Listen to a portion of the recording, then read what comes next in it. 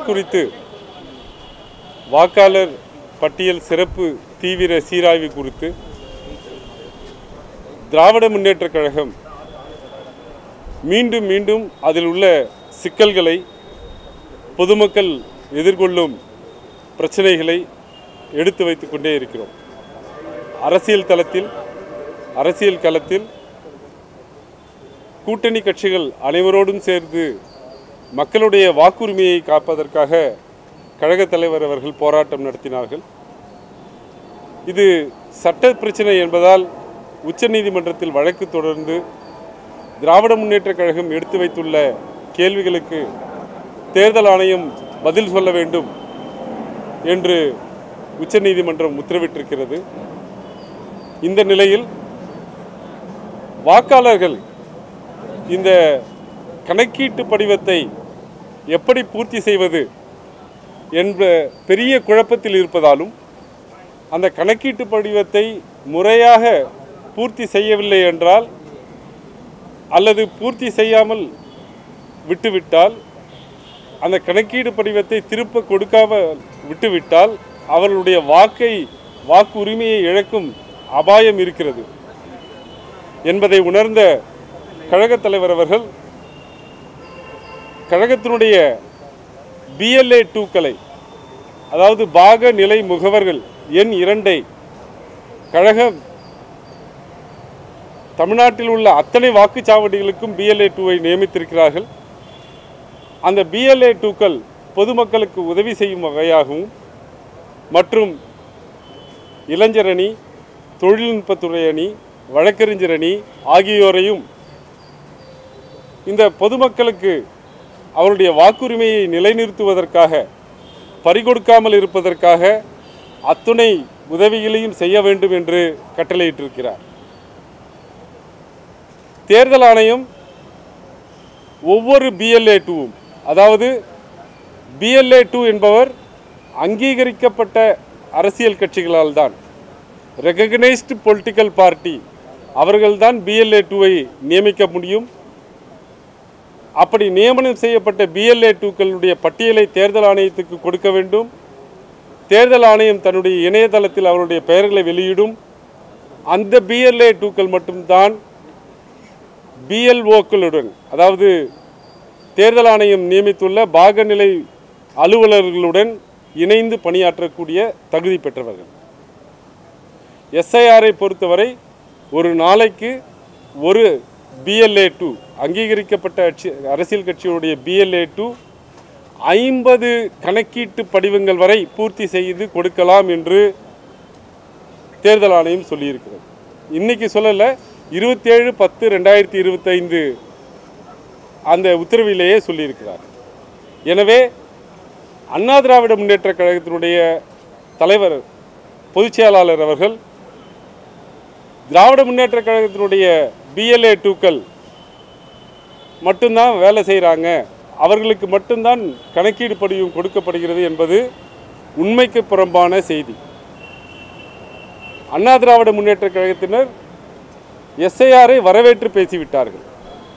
அதனுடைய குழப்பங்களை, அதில் உள்ள பிரச்சனைகளை அறிந்து கொள்ளாமல், தெரிந்து கொள்ளாமல் பாஜகவிற்கு சாமரம் வீச வேண்டும் என்ற ஒரே காரணத்துக்காக மட்டுமே SIRஐ அவர்கள் வரவேற்று பேசிவிட்டார்கள். SIR நிறைவேற்ற தொடங்கிய பிறகுதான் அவர்களுக்கு இதில் உள்ள பிரச்சனைகள் புரிகிறது. அண்ணா திராவிட முன்னேற்றக் கழக தொண்டர்களே SIR எப்படி பொதுமக்களுடைய வாக்குகளை பறிக்கக்கூடிய வகையில் இருக்கிறது என்பதை தெரிந்து நம்முடைய கட்சி எடுத்த நிலை தவறு என்று அறிந்திருக்கிறார். அதை இப்போது சரி செய்ய முடியாமல் அங்கங்கே அண்ணா திராவிட முன்னேற்றக் கழகத்தினுடைய தொண்டர்கள் அல்லது BLA 2க்கள் சில இடங்களில் இந்த வாக்காளர் கணக்கீட்டு படிவத்தை பூர்த்தி செய்ய துவங்கி இருக்கிறார். ஒரு அண்ணா திராவிட முன்னேற்றக் கழக முன்னாள் MLAவே அவருடைய கணக்கீட்டு படிவத்தை பூர்த்தி செய்து தருவதற்கு திராவிட முன்னேற்றக் கழகத்தினுடைய BLA 2க்கள் தான் உதவி செய்தார்கள் என்பதை வெளிப்படையாக தன்னுடைய இணையதள பக்கத்தில் வெளியிட்டிருக்கிறார். இந்த நிலையில் மாண்புமிகு ஒன்றிய நிதியமைச்சர் நிர்மலா சீதாராமன் அவர்கள் திராவிட முன்னேற்றக் கழகம் ஏன் வாக்காளர் பட்டியல் சரி செய்ய வேண்டும் என்பதை இத்தனை நாட்களாக சொல்லவில்லை, இதுவரைக்கும் சொன்னதே இல்லை என்ற ஒரு கருத்தை பதிவிட்டிருக்கிறார். இப்போது ஏன் எஸ்ஐஆரை எதிர்க்கிறார்கள், அவர்களுக்கு வாக்காளர் பட்டியலில் குளறுபடிகள் இருந்து கொண்டே இருக்க வேண்டுமா அப்படி என்று சொல்லுகிறார். எங்களுடைய நிலைப்பாடு, டாக்டர் கலைஞர் இருந்த காலத்திலிருந்து சொல்லப்போனால் 15/2/2004 அன்றைக்கு எப்போதும் நெஞ்சத்தில் நிறைந்திருக்கக்கூடிய டாக்டர் கலைஞர் அவர்கள் அவருடைய கைப்பட வாக்காளர் பட்டியலை சரி செய்ய வேண்டும் என்ற கடிதத்தை எழுதியிருக்கிறார் 15/2/2004.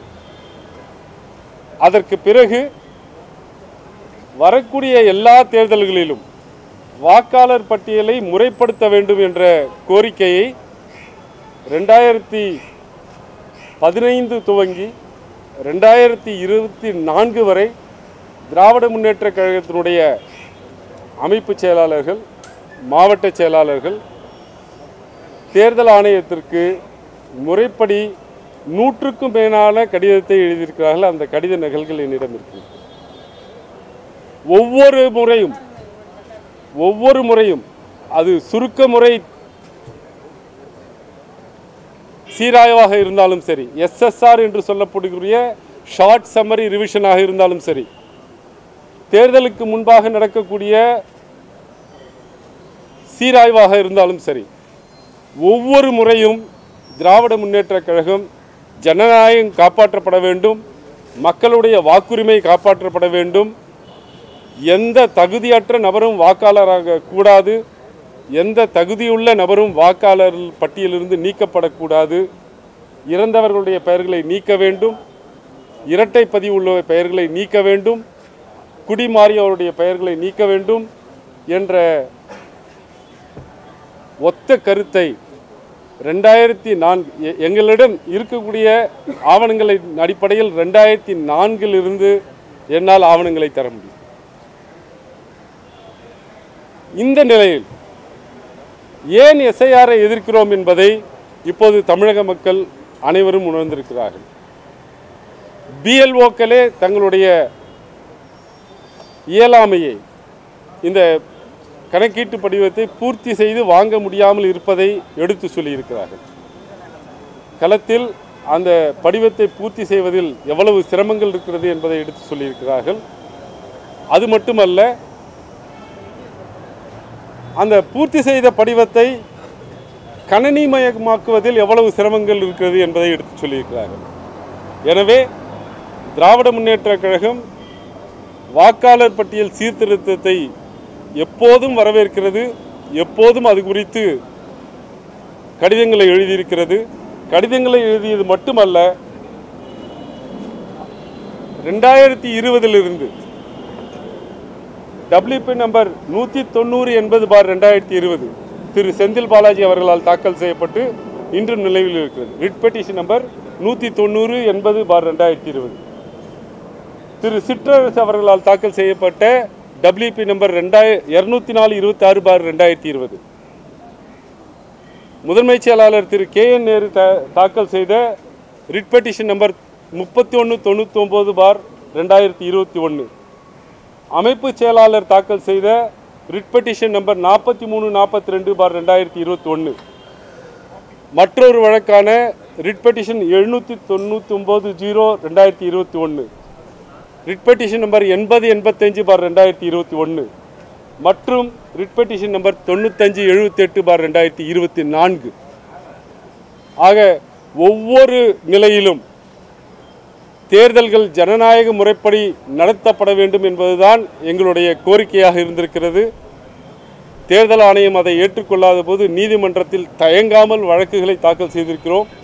நான் இப்போது சொன்ன ரிட் பெட்டிஷன் மனுவை எடுத்து பார்த்தீர்களே என்றால், இவிஎம் மிஷின் தொடங்கி வாக்காளர் பட்டியலில் என்னென்ன குறைகள் இருக்கின்றன, என்னென்ன குறைகளை நிவர்த்தி செய்ய வேண்டும், எப்படி ஒரு தேர்தலை ஜனநாயகமாக நடத்த வேண்டும் என்பதை எப்போதும் மக்கள் பக்கம் நின்று குரல் எழுப்பக்கூடிய கட்சியாக திராவிட முன்னேற்றக் கழகம் மட்டும்தான் இருக்கிறது. இந்த எஸ்ஐஆரை ஒருதலை பட்சமாக தேர்தல் ஆணையம் நிறைவேற்றுவதற்கு காரணம், அவர்கள் தேர்தல் ஆணையத்தினுடைய ஆணையாளர்களை உச்சநீதிமன்றம் என்ன சொன்னது என்றால், உச்சநீதிமன்றத்தினுடைய தலைமை நீதிபதி உறுப்பினராக இருந்து தேர்ந்தெடுக்க வேண்டும் ஆணையாளர்களை என்று சொன்னது. அதை ஒன்றிய பாஜக அரசு மாற்றி அரசியல் சட்ட திருத்தத்தை கொண்டு வந்து பிரதம மந்திரி மற்றும் ஒன்றிய அமைச்சர் ஒருவர் என்று மாற்றி அந்த சட்டத்தை கொண்டு வந்து தேர்தல் ஆணையத்தை அவர்களாகவே நியமிக்கக்கூடிய ஒரு முறையை கொண்டு வந்தார்கள். 12/12/2023 அன்று ராஜ்யசபாவில் நடந்த விவாதத்தில் அண்ணா திராவிட முன்னேற்றக் கழக உறுப்பினர் அதை எதிர்த்து பேசவில்லை. இந்த நேரத்தில் இது தேவையில்லை என்று சொன்னார்களே தவிர இந்த சட்டம் ஜனநாயகத்துக்கு விரோதமானது என்று சொல்லவில்லை. தேர்தல் ஆணையம் எப்போதுமே தன்னிச்சையாக தான் செயல்படும் என்று பேசியுள்ளார்கள். அவர்கள் அப்போதும் பாஜகவிற்கு அடிபணிந்து அந்த கருத்தை சொல்லி அந்த சட்டம் நிறைவேறுவதற்கு உறுதுணையாக இருந்தார்கள். அந்த சட்டத்தினுடைய விளைவாக பாஜக தேர்ந்தெடுப்பவர்கள் தேர்தல் ஆணையாளராக நியமிக்கப்படுகிறார்கள். அப்படி நியமிக்கப்பட்ட தேர்தல் ஆணையம் இன்றைக்கு மக்களுடைய வாக்குரிமையை பறிக்கும் வகையில் இந்த எஸ்ஐஆரை நடத்துகிறார்கள். தேர்தல் ஆணையம் ஒரு நிலையான பட்டியலை, முழுமையான பட்டியலை, நேர்மையான பட்டியலை தயாரிக்க வேண்டும் என்பதுதான் எங்களுடைய எண்ணம். இப்போது நீங்கள் பார்த்தீர்கள் என்றால் அஸ்ஸாமில் எஸ்ஐஆரை கொண்டு வந்திருக்கிறார்கள். அந்த எஸ்ஐஆரில் கணக்கீட்டு படிவத்தை பூர்த்தி செய்து தர வேண்டாம், தேர்தல் ஆணையாளர் அந்த அலுவலர்களே எல்லாத்தையும் அவர்கள் பூர்த்தி செய்து கொள்வார்கள், கணக்கீட்டு படிவத்தை வாக்காளர்கள் பூர்த்தி செய்ய வேண்டாம்னு சொல்லியிருக்காங்க. தமிழ்நாட்டுக்கும் அஸ்ஸாமுக்கும் அப்படி என்ன பெரிய வித்தியாசம்? இந்த 12 மாநிலங்களுக்கும் அஸ்ஸாமுக்கும் ஏன் நீங்கள் வித்தியாசம் காட்டுறீங்க? இதுதான் எங்களுடைய கேள்வி. பூர்த்தி செய்யாமல் விட்டுவிட்டால் மக்களுடைய வாக்குகள் பாதிக்கப்படும் என்பதை தெரிந்து கொள்ள வேண்டும். எனவே பாஜகவினரும் அதிமுகவும் திராவிட முன்னேற்ற கழகத்தின் மேல் சொல்லப்படும் குற்றச்சாட்டுகள் அனைத்தும் பொய்யானவை, மக்களை திசை திருப்பக்கூடிய வகையிலே இருக்கின்றன. எப்போதுமே ஒரு முழுமையான நேர்மையான வாக்காளர் பட்டியல் வேண்டும் என்பதைத்தான் திராவிட முன்னேற்ற கழகம் வலியுறுத்தி வந்திருக்கிறது, நீதிமன்றத்திற்கும் சென்றிருக்கிறது.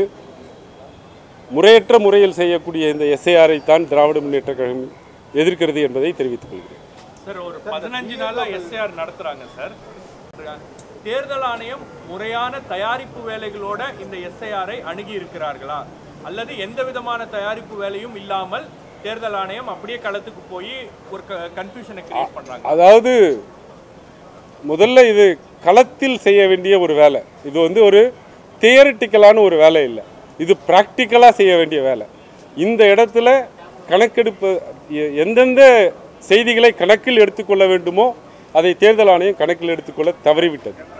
ஏன்னா ஒரு நாள் எலெக்ஷன் வைக்கிறதுக்கு எத்தனை காரணங்களை பார்த்து தேர்தல் நாளை ஃபிக்ஸ் பண்ணுறாங்கன்னு உங்கள் எல்லாருக்கும் தெரியும். அன்னைக்கு பண்டிகைகள் இருக்கக்கூடாது, விழாக்கள் இருக்கக்கூடாது, வானிலை சரியாக இருக்க வேண்டும், பள்ளிகள் தேர்வுகள் இருக்கக்கூடாது, அப்படி என்று கணக்கிட்டு ஒரே ஒரு நாள் தேர்தலுக்கு அப்படி ஃபிக்ஸ் பண்ணுறவங்க ஒரு மாத காலம் பொதுமக்கள் கணக்கீட்டு படிவத்தை பூர்த்தி செய்து தர வேண்டும் என்ற போது அது எந்த காலமாக இருக்க வேண்டும் என்பதை தேர்தல் ஆணையம் கருத்தில் எடுத்துக்கொண்டிருக்கிறது. ஒன்று. ரெண்டாவது, முழுக்க முழுக்க பிஎல்ஓக்களை நம்பி செயல்படக்கூடிய இந்த முறை பிஎல்ஓக்களுக்கு ஒரு நாள் மட்டுமே பயிற்சி வகுப்பு அளிக்கப்பட்டது. பிஎல்ஓக்கள் என்பவர்கள் ஒரு ஐஏஎஸ் அதிகாரியோ அல்லது குரூப் 1 ஆஃபீஸரோ கிடையாது. நான் அவங்களை குறைத்து மதிப்பிடவில்லை. அவர்கள் முறையான பயிற்சி அளித்திருந்தால் அவர்கள் திறமையாக பணியாற்றக்கூடிய ஊழியர்கள். ஆனால் அவர்களுக்கு முறையான பயிற்சி அளிக்காமல் அவங்கள மக்கள்கிட்ட அனுப்பிச்சு வச்சுட்டாங்க. மக்கள்கிட்ட இருக்கிற எதிர்ப்பையும் அவர்கள் எதிர்கொள்ள வேண்டியிருக்கிறது, தேர்தல் ஆணையத்தினுடைய அழுத்தத்தையும் அவர்கள் எதிர்கொள்ள வேண்டியிருக்கிறது. அதனால தான் பிஎல்ஓக்கள் அவ்வளோ கஷ்டப்படுறாங்க.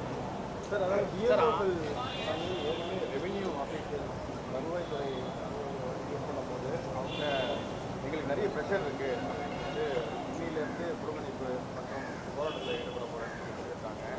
இதுக்கு வந்து திமுக தான் தூண்டுது அப்படின்னு சொல்லிட்டு பாஜக குற்றச்சாட்டுறாங்க. அதாவது சட்டம்ன்றதை பற்றி பாஜக எப்பவுமே கருத்தில் கொள்வதும் இல்லை, சட்டத்தை தெரிஞ்சுக்கிறதுக்கும் விரும்புறதில்லை. எந்த ஒரு அலுவலரும் தேர்தல் பணிக்காக எடுத்துக்கொள்ளப்பட்டால் அவர் தேர்தல் ஆணையத்தினுடைய அலுவலராக தான் கருதப்படுவாங்க. இது திமுக என்ன பண்ண முடியும்? Representation of people act 1951 section 28 capital ஏல எந்த ஒரு அலுவலரும் தேர்தல் பணிக்காக எடுத்துக்கொள்ளப்பட்டால் அவர் தேர்தல் ஆணையத்தினுடைய அலுவலராக தான் கருதப்படுவார். அவர் ரெவென்யூ அஃபிஷியல்ன்ற ஒரு நிலையில் இருக்கலாம், ஆனால் இப்போது அவர்கள் தேர்தல் ஆணையத்தினுடைய அலுவலர்களாக தான் கருதப்படுவார்கள். சார், சென்னை மாவட்ட தேர்தல் அதிகாரியும் சரி, மாவட்ட தேர்தல் அதிகாரிகள் அனைவருமே வந்து அமைச்சர்களுடைய கட்டுப்பாட்டில் தான் இருக்காங்க. அவங்க என்ன சொல்கிறாங்களோ அதன்படி தான் நடக்கிறாங்கன்னு ஜெயக்குமார் அவர்கள் விமர்சனம் பண்ணியிருக்காரு. அவங்களுடைய இயலாமையை சொல்வதற்காக அப்படி சொல்கிறாங்க, அதை தவிர வேறு ஒன்றும் சொல்கிறதுக்கு இல்லை. ஜெயக்குமார் அவர்கள் எஸ்ஐஆரை வரவேற்று மனு தாக்கல் பண்ணியிருக்காங்க. மரியாதைக்குரிய திரு ஜெயக்குமார் அவர்கள் உச்சநீதிமன்றத்தில் மனு தாக்கல் பண்ணதில் அவங்க என்ன சொல்லியிருக்காங்க, 5/11/2025 அன்றைக்கு நாங்கள் ஒரு ரெப்ரசன்டேஷனை தேர்தல் கமிஷனில் கொடுத்துருக்கோம். அந்த ரெப்ரசன்டேஷனில் என்ன சொல்லியிருக்கோம், தேர்தல் ஆணையம் எந்த அரசியல் கட்சியும் கூட சேர்த்துக்காதீங்க அப்படின்னு சொல்கிறாங்க. அது எவ்வளோ பெரிய ஜனநாயகத்துக்கு விரோதமான ஒரு செயல்னு தெரியல. அரசியல் கட்சிகள் தான் மக்களுடைய பிரதிநிதிகள், அவர்கள் ஒரு பெரிய ஸ்டேக் ஹோல்டர்ஸ் எலெக்ஷன்ஸில். இந்த கட்சி அந்த கட்சின்ட்டு இல்லை, அரசியல் கட்சிகளே இதில் பங்கெடுத்து கொள்ளக்கூடாதுன்னு தான் திரு ஜெயக்குமார் அவர்கள் ரெப்ரசன்டேஷன் கொடுத்துருக்கார். அப்புறம் அவர் சொல்கிற கருத்தில் என்ன வலிமை இருக்க முடியும், நியாயம் இருக்க முடியும்? இந்த என்யூமரேஷன் ப்ராசஸ் கணக்கீடு பண்ணுறதுக்கு இன்னொரு 15 நாட்கள் தான் இருக்கிறது. அவங்க முழுமையாக இன்னும் ஃபார்ம்ஸே வந்து டிஸ்ட்ரிபியூட் பண்ணல. பல இடங்களில் வந்து 2 ஃபார்ம் வரும்னாங்க, ஒரு ஃபார்ம் தான் போயிருக்கு. அப்போ இந்த மாதிரியான ஒரு நடவடிக்கையின் மூலமாக பல குழப்பங்கள் இருக்குது. எவ்வளவு வாக்குகள் இதில் வந்து பறிப்போகக்கூடிய அபாயங்கள் இருக்குது அப்படின்னு நீங்கள் நினைக்கிறீங்க? அது சொல்ல முடியாது. பல லட்சக்கணக்கான வாக்குகள் நீக்கப்படலாம் என்ற அச்சம் இருக்கிறது. ஆனால் அது போன்ற ஒரு பேராபத்து இந்த தமிழ்நாட்டினுடைய ஜனநாயகத்திற்கு வரக்கூடாது என்பதற்காகத்தான் கழகத் தலைவர் அவர்கள் கழகத்தினுடைய BLA 2க்கள், இளைஞர் அணி, தகவல் தொழில்நுட்ப அணி, வழக்கறிஞர் அணியை மக்களுக்கு போய் உதவி செய்ய சொல்லியிருக்காங்க. நாங்கள் எங்களால் இயன்ற அத்தனை உதவிகளையும் செய்வோம். அப்படி இல்லை என்றாலும் கூட உச்சநீதிமன்றம் இதில் தகுந்த நியாயத்தை வழங்கும் என்று எதிர்பார்க்கிறோம். தேங்க்யூ.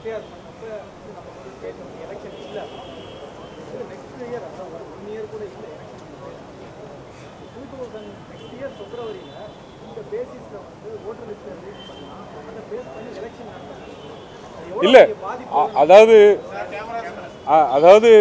2026 வரக்கூடிய வாக்காளர் பட்டியல் முறையற்ற முறையில் தயாரிக்கக்கூடாதுன்றதுக்கு தான் இவ்வளவு போராடுறோம். எந்த ஒரு தகுதியுள்ள வாக்காளருடைய வாக்கும் நீக்கப்படக்கூடாது என்பதுதான் திராவிட முன்னேற்றக் கழகத்தினுடைய நோக்கம். அதற்காகத்தான் உழைக்கிறோம், அதற்காக தான் போராடுகிறோம். அது போன்ற ஒரு நிலைமையில் வந்தால் நிச்சயமாக உச்சநீதிமன்றத்தை நாடி எந்த ஒரு தனிமனிதனுடைய வாக்கும் பறிபோகாத அளவில் நாங்கள் 90% எஸ்ஐஆர் ஃபார்ம் வந்து கொடுத்தாச்சு அப்படின்னு சொல்லிட்டு தலைமை தேர்தல் அதிகாரி சொல்கிறாங்க. டிசம்பர் 4க்குள்ளே முழுவதும் முடிச்சிட முடியாது. இல்லைங்க, அதாவது பிரச்சனை வந்து கணக்கீட்டு படிவத்தை கொடுப்பதில் இல்லை, பூர்த்தி செய்யப்பட்ட படிவங்களை திரும்ப பெற்று அதை கணினிமயமாக்கி 9/12 அன்னைக்கு வரைவு வாக்காளர் பட்டியலை வெளியிடணும். அது முடியுமானா அது முடியாது.